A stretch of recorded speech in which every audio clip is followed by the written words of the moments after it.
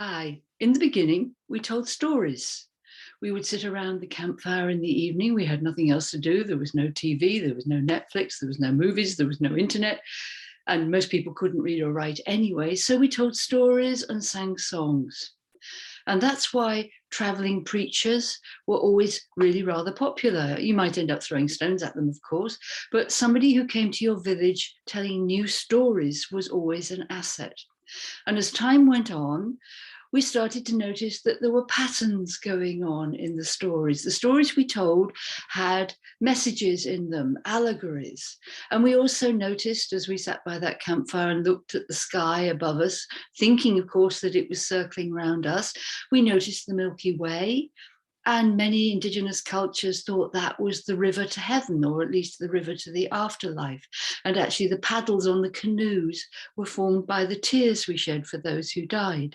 And we also started to think, well, that's interesting. When that little bit of light up there, the one that's a little bit red is up, everybody seems a little bit more warlike than usual. And that one that's blue, those ones that don't twinkle, those ones that move, everybody seems to be a little more affectionate at that time. That's a vast generalization, of course, but we started over the ages to notice patterns, and the patterns are still remaining. It's basically the tapestry of creation. The way the solar system works is a mathematical pattern. The way that Kabbalah works is a mathematical pattern. The way that astrology works is a mathematical pattern transformed into a language, but of course mathematics is a language. And if you're immediately going, ooh, astrology, sun sign astrology, well, I'll agree with you on sun sign astrology. It's not much cop, absolutely not. But if you do an astrological chart for the time of an event or the birth of a person, there are more than 7 million options for that time. And you add to that genetics, you add to that environment, you add to that karma, you add to that your family dynamics and astrology, and suddenly you have a major pattern. And when you work with these patterns, you can actually start to understand how the universe is working for everything. And this pattern in the New Testament was known as the Logos, or a better translation of that word might be blueprint. And it's come to be associated with Jesus, but it's actually the Christ pattern, the Adam Kadmon pattern. Jesus was very clear before Abraham was, I am. He's not talking about the persona of Jesus. He's talking about this blueprint of the primordial being, which is the pattern of humanity. That's the image in which we are made. But patterns became so important in the old days that the shamans or the wise people and the priests and priestesses of the generations had to be versed in the patterns, because it was a bit like you couldn't really start in a university degree without having done the education beforehand. And it made it very much easier to have patterns that were known of, that you could look at to understand the universal patterns and human patterns and migration patterns and weather patterns and season patterns. Now, for the Hebrew people, the first pattern was this: the menorah, the 7-branched candlestick which stood in the Holy of Holies of the temple. And the instructions for Moses to create it out of one piece of solid gold, this is not solid gold, were very, very precise. You can find them in the book of Exodus. It's an extremely boring passage if you're not a Kabbalist, but every single knop and flower and aspect of the menorah was written down as the cosmic pattern. So how does it turn into the tree of life? Well, that's fairly simple.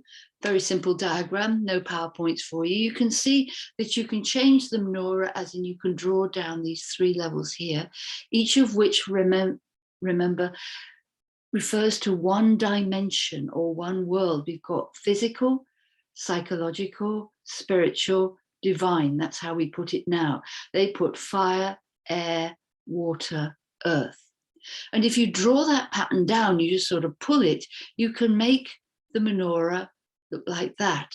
And in the 12th century, late 11th to 12th century, a rabbi called Isaac the Blind developed the tree of life diagram from this menorah.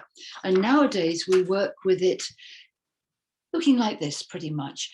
My teacher put the chakra colors onto it, and that helps us to understand it even further because they're both patterns.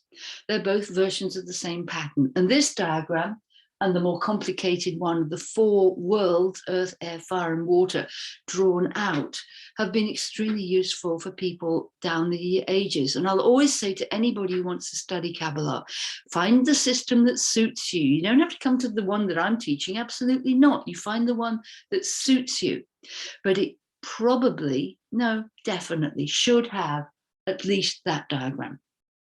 If it doesn't have that diagram, it's a little too Hodian. That's one of the aspects of the Sephirot, which means it's going to go very deeply into seeing things like the names of God and numerology, but it won't give you the overall pattern. And the overall arching pattern is so useful for us because we can see all kinds of things like the patterns of 3, which Christians would call Trinity, but Trinarian patterns are really known right back to the beginning of time, that you have 3 aspects which create a 4th.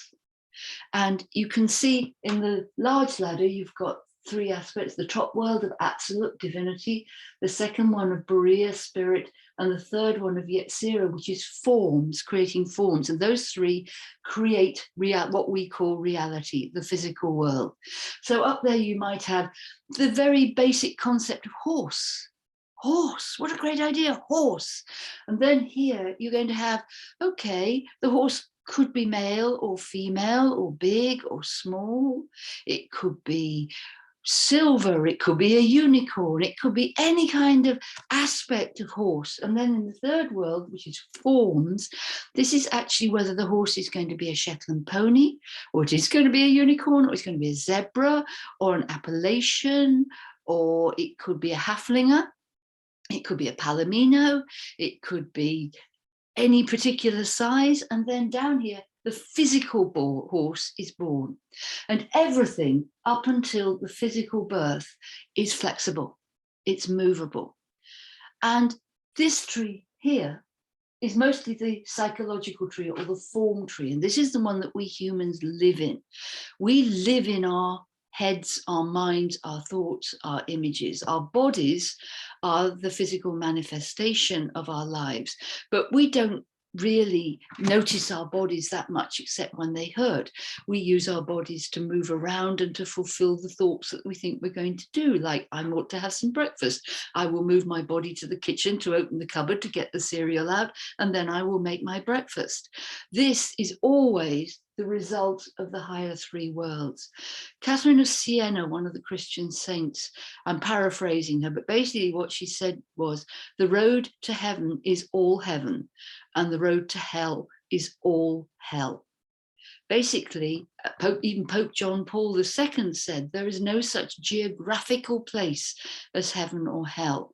They are psychological constructs.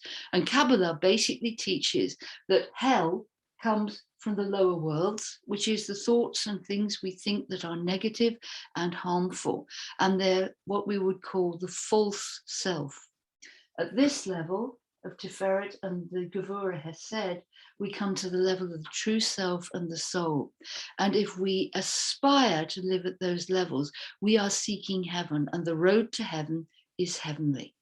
The road to hell is the one that is predicated by everything outside us.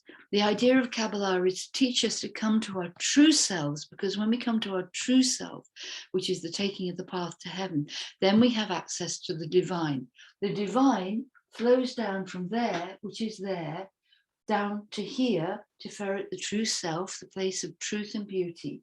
And only if we can perceive it there can we channel, if you like, it down into the lower psyche and the body.